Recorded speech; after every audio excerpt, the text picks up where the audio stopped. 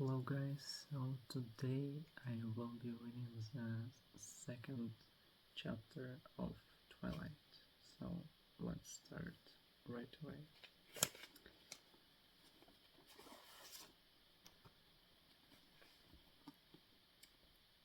Open book. The next day was better and worse. It was better because it wasn't raining yet, though the clouds were dense and opaque. It was easier because I knew what to expect of my day. Mike came to sit by me in English and walked me to my next class. With chess club, Eric, with chess club, Eric glared at him all the while.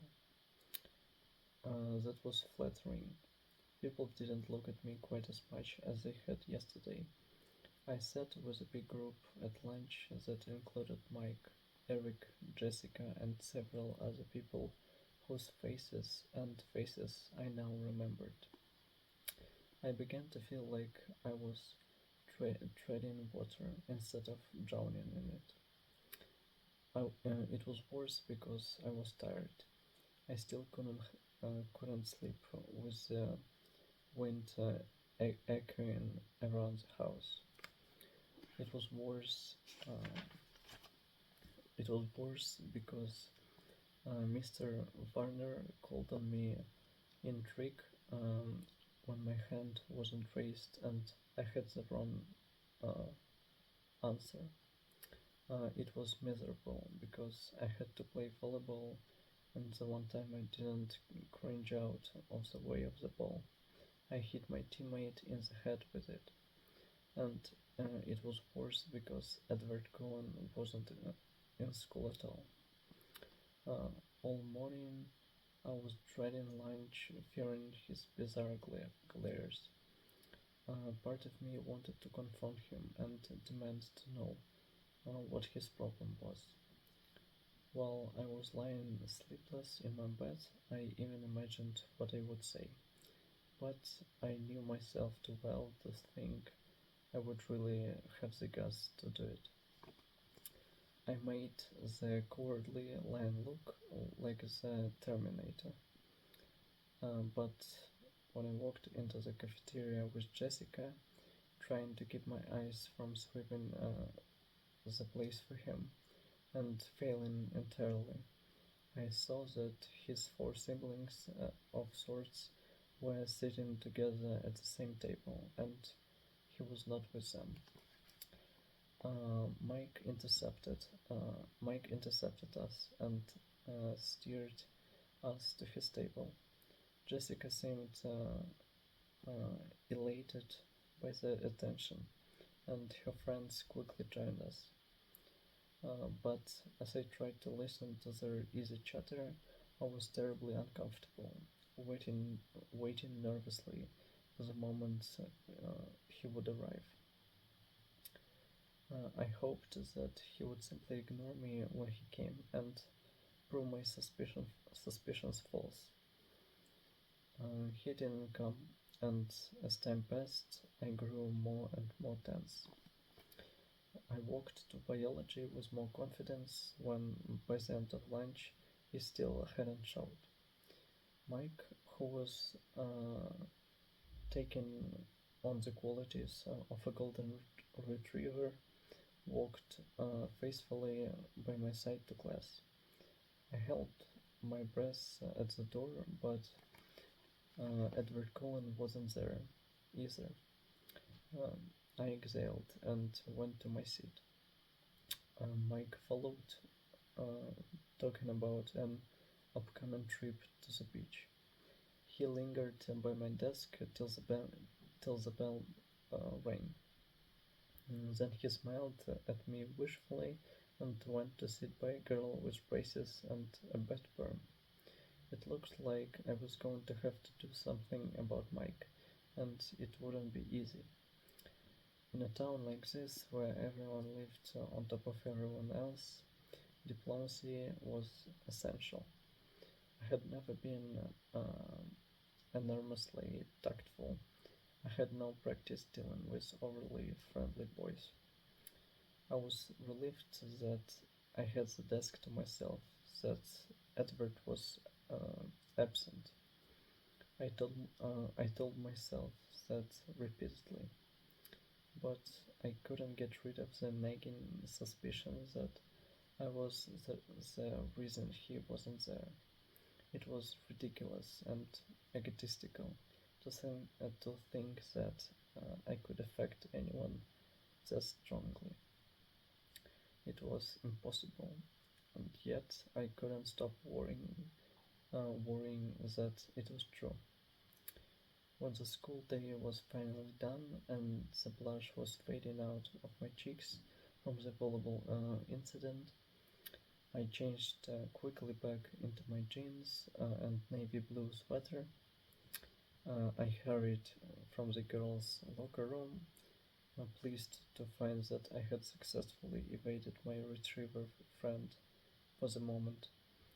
I walked swiftly out to the parking lot. It was crowded now with fleeing students. I got in my truck and dug through my bag to make sure I had what I needed.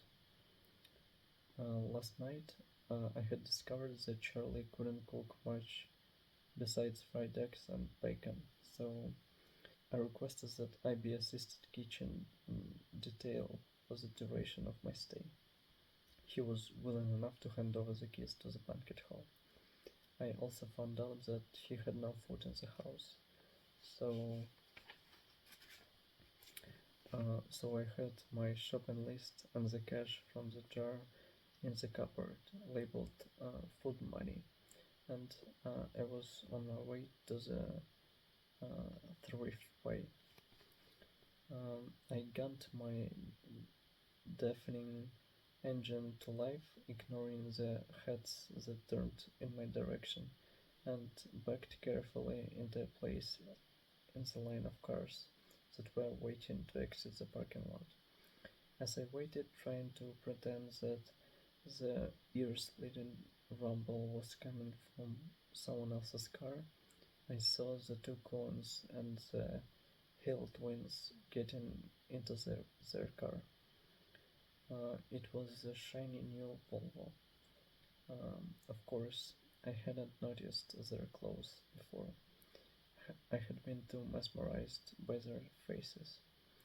Now that I looked, it was obvious that they were all dressed exceptionally well, simply but in clothes that subtly hinted at designer origins.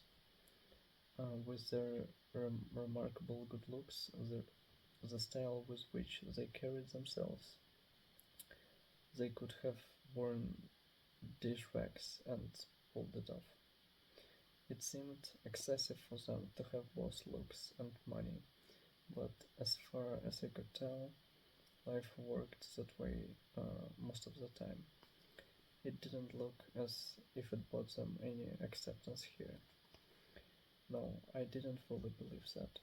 The isolation must be their desire. I couldn't imagine any door that wouldn't be opened by that degree of beauty.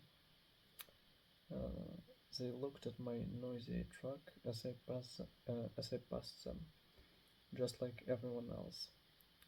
I kept my eyes straight forward, and was relieved when I finally was free of the school grounds. The thriftway was not far from the school, just a few streets south of the highway. It was nice to be inside the supermarket. It felt normal. I did the shopping at home, uh, and I fell into the pattern of the familiar task gladly. The store was big enough inside that I couldn't hear the tapping of the rain on the roof to remind me where I was. When I got home, I uploaded all the groceries, stuffing them in wherever I could find an open space. I hoped Charlie wouldn't mind. I wrapped potatoes in foil and stuck them in the oven to bake. Covered a steak in marinade and balanced it on top of a carton of eggs in the fridge. When I was finished with that, I took my book bag upstairs.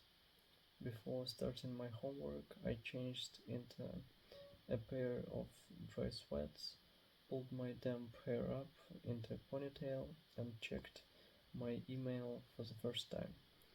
I had three messages. Bella, my mom wrote, write me as soon as you get it. As soon as you get in. Tell me how your flight was. Is it raining? I miss you already. I'm almost finished packing for Florida, but I can't find my pink blues. Do you know where I put it? Phil says hi, Mom. I signed and went to the next. It was sent 8 hours after the first. Bella, she wrote. Why haven't you emailed me yet? What are you waiting for, Mom? The last was from this morning.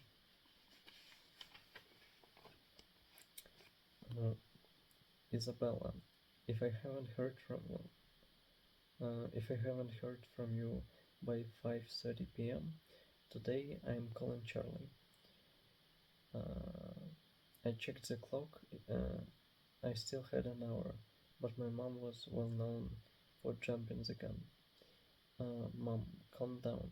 I'm writing right now. Don't do anything rash. Bella. I sent that and began again. Mom, everything is great. Of course, it's raining. I was waiting for something to write about. School isn't bad, just a little repetitive. I met some nice kids who sit by me at lunch.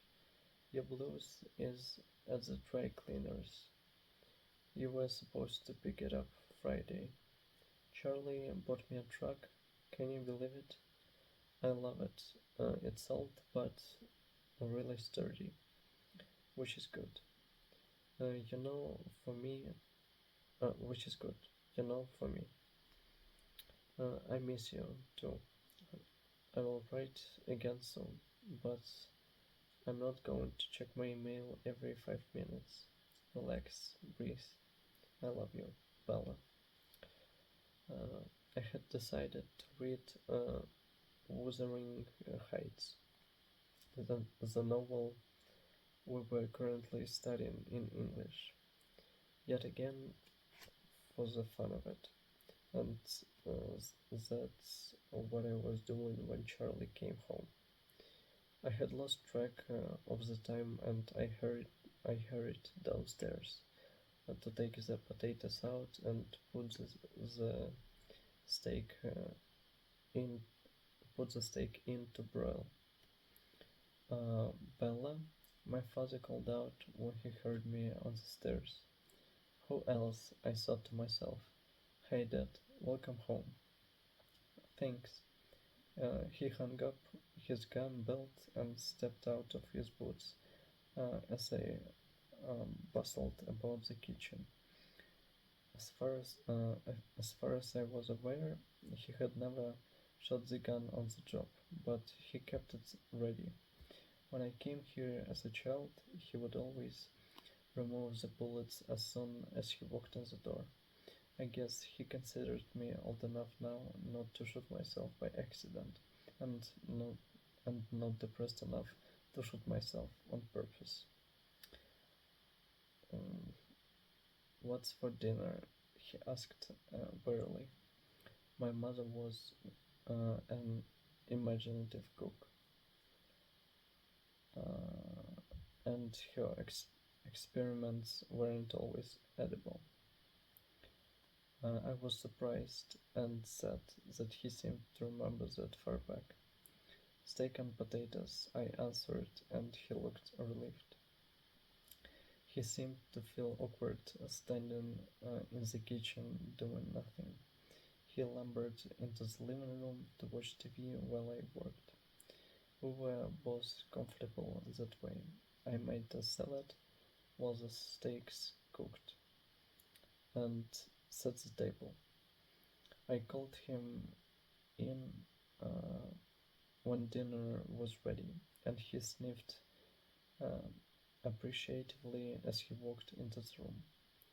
Smells good, Belle. Uh, thanks. We ate in silence for a few minutes. It wasn't uncomfortable. Neither of us was bothered by the quiet. In some ways, we were well suited for living together. So, how did you like school? Have you made any friends? He asked as he was taking seconds. Well, I have a few classes with a girl named Jessica. I sit with her friends at lunch. And there is this boy, Mike, who is very friendly. Everybody seems pretty nice, with one outstanding exception. Um, that must be Mike Newton. Nice kid, nice family. His dad owns the sporting goods store just outside of town. He makes a good living all the of all the backpackers who come through here. Do you know the Cullen family? I asked hesitantly. Dr. Cullen's family? Sure, Dr. Cullen's a great man. The kids, are a little different. They don't seem to fit in very well at school. Charlie surprised Charlie surprised me by looking angry. Uh, People in this town, he muttered. Dr. Cullen is a brilliant surgeon who could probably work in any hospital in the world. Make 10 times the salary he gets here. He continued, getting louder. We are lucky to have him. Lucky that his wife wanted to live in a small town. He is an asset to the community, and all of those kids are well behaved and polite. I had my doubts when they first moved in with all those adopted teenagers. I thought we might have some problems with them, but they are all very mature. I haven't had one speak of trouble from any of them. That's more than I can say for the children of some folks who have lived in this town for generations. And they stick together the way a family should. Camping trips every other weekend. Just because they're newcomers, people have to talk. It was the longest speech I had ever heard Charlie make. He must feel strongly about whatever people were saying. I backpedaled. They seemed nice enough to me. I just noticed they kept to themselves. They're all very attractive, I added, trying to be more complimentary. You should see the doctor, Charlie said, laughing. It's a good thing he happily married. Uh, a lot of the nurses a lot of the nurses at the hospital have a hard time concentrating on their work with him around. We lapsed back into silence as we finished eating. He cleared the table while I started on the dishes. He went back to the TV, and after I finished washing the dishes by hand, no dishwasher, I went upstairs unwillingly to work on my math homework. I could feel a tradition in the making. That night, uh, that night it was finally quiet. I fell asleep quickly, exhausted. The rest of the week was uneventful. I got used to the routine of my classes. I got used to the routine of my classes. By Friday, I was able to recognize, if not name, almost all the students at school. In gym, the kids on my team learned not to pass me the ball and to step quickly in front of me if the other team tried to take advantage of my weakness. I happily stayed out of their way. Edward Cullen didn't come back to school. Every day I watched anxiously until the rest of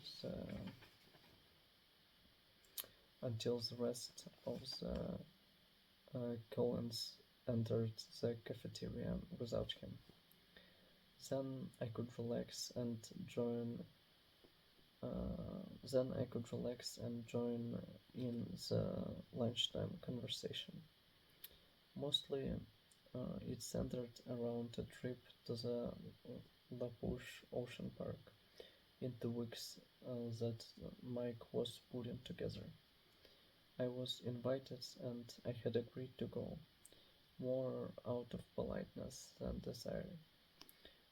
Beaches should be hot and dry.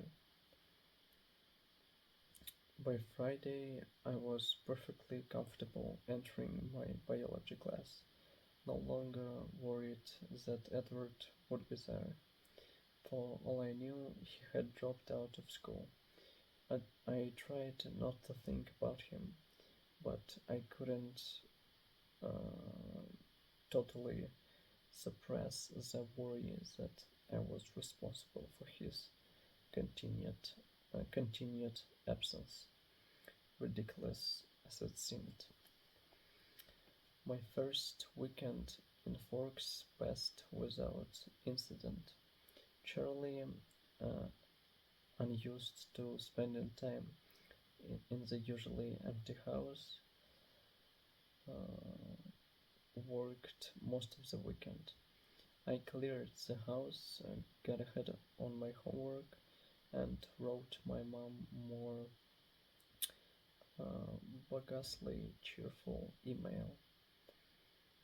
I did drive to the library Saturday, but it was so poorly stocked that I didn't bother to get a card.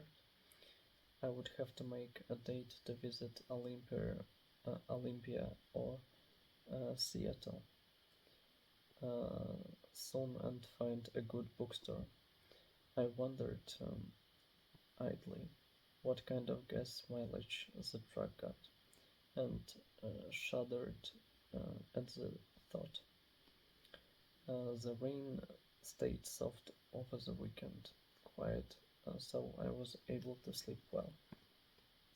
People greeted me in the parking lot Monday morning. I didn't know all their names, but I waved back and smiled at everyone. It was colder this morning, but happily not raining. In English, Mike took his accustomed seat by my side.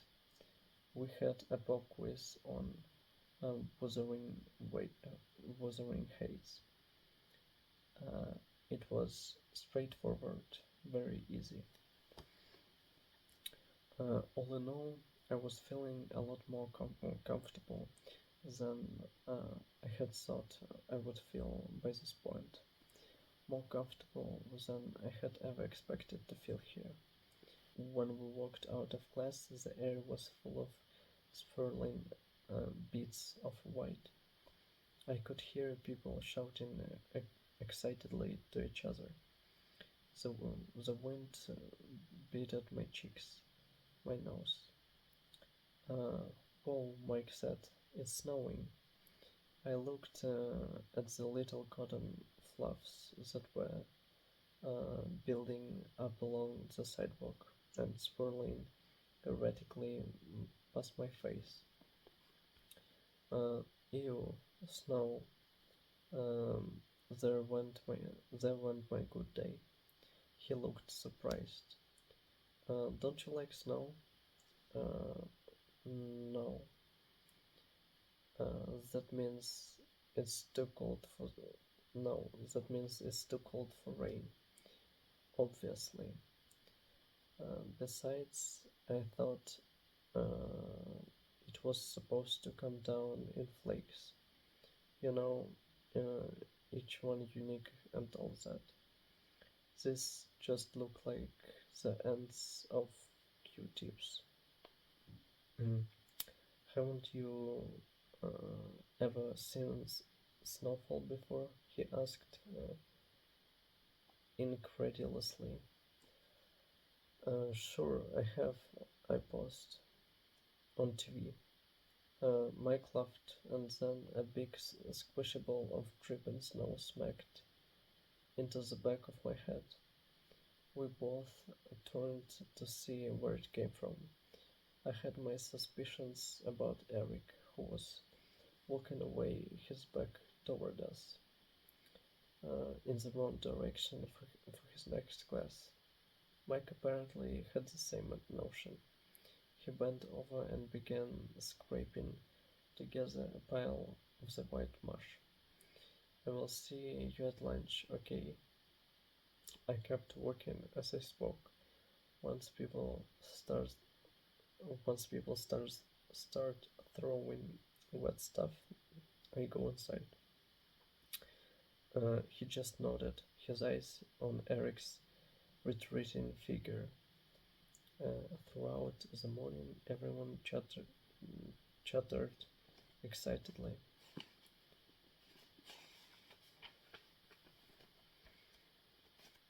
Uh, Everyone chatted excitedly about the snow. Apparently, it was the first snowball of the new year. I kept my mouth shut. Sure, it was drier than rain until it melted in your socks. I walked alertly to the cafeteria with Jessica after Spanish. Marshballs were flying everywhere. I kept a binder in my hands, ready to use it as a shield uh, if necessary. Jessica thought I was hilarious, but something in my expression kept her from lobbing a snowball at me herself. Mike caught up to us as he walked in the doors, laughing, with ice melting the spikes in his hair. He and Jessica were talking uh, animatedly uh, about the snow fight as we got in line to buy food. I glanced toward the table in the corner out of habit, and then I froze where I stood. There were 5 people at the table. Jessica pulled on my arm. Hello, Bella. What do you want? Um, I looked down, my ears were hot. I had no reason to feel self conscious. I reminded myself I hadn't done anything wrong. Oh, what's with Bella? Mike asked Jessica. Nothing, I answered. I'll put. I'll just get a soda today. I got up on the end of the line. Uh, aren't you hungry? Jessica asked. Actually, I feel a little thick. I said, my eyes still on the floor. I waited for them to get their food and then followed them to a table, my eyes on my feet. I sipped on my soda slowly, my stomach mm, churning. Twice Mike asked with unnecessary concern how I was feeling.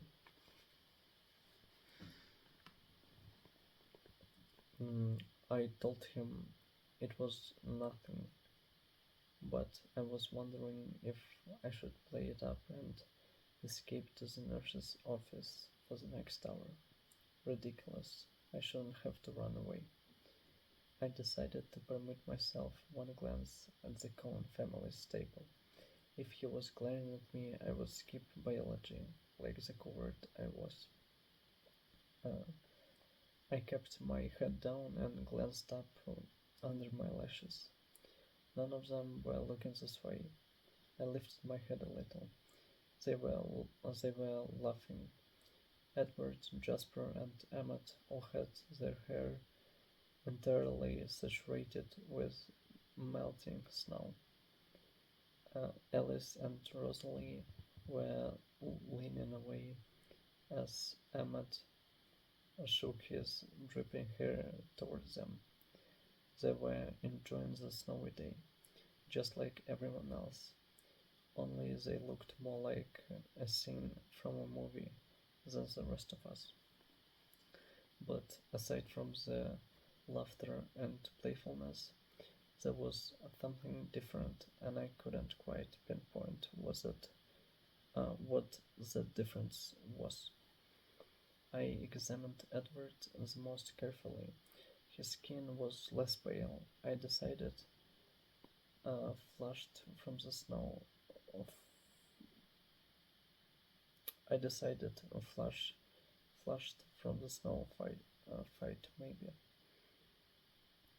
The circles under his eyes much less noticeable, but there was something more.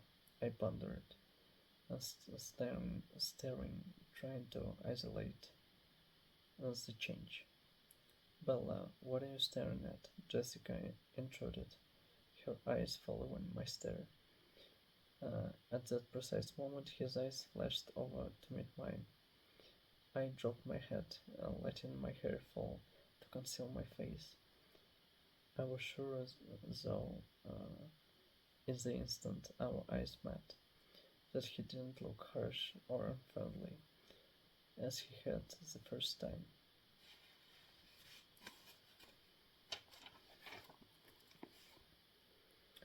As he had the first time I had seen him. He looked merely curious again, unsatisfied in some way. Edward Cullen is staring at you, Jessica giggled in my ear. He doesn't look angry, doesn't he? I couldn't help asking. No, she said, sounding confused by my question.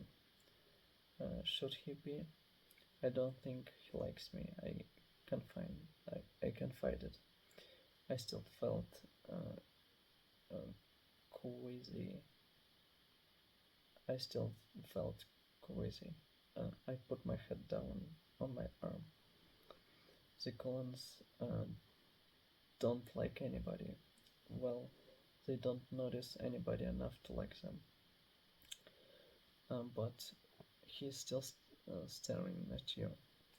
Stop looking at him. Stop looking at him. I hissed. She snickered, but she looked away. I raised my head enough to make sure that she did, contemplating violence if she resisted. Mike interrupted us then. He was planning an epic battle. Mike interrupted us then. He was planning an epic battle of the blizzard in the parking lot after school and wanted us to join. Jessica agreed enthusiastically. The way she looked at Mike felt a little.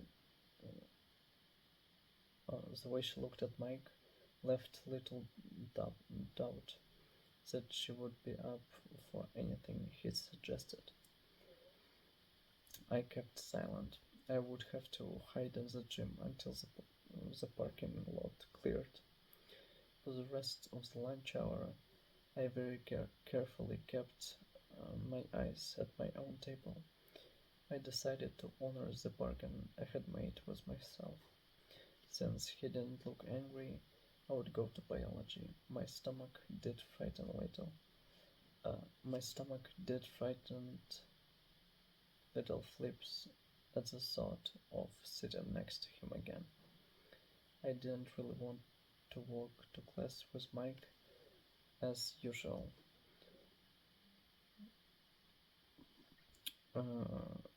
He seemed to be a popular target for the snowball snipers. But when we went to the door, everyone besides me groaned in unison. It was raining, washing all traces of the snow away in clear. I see ribbons down the side of the walkway. I pulled my hood up, secretly pleased. I would be free to go straight home after gym.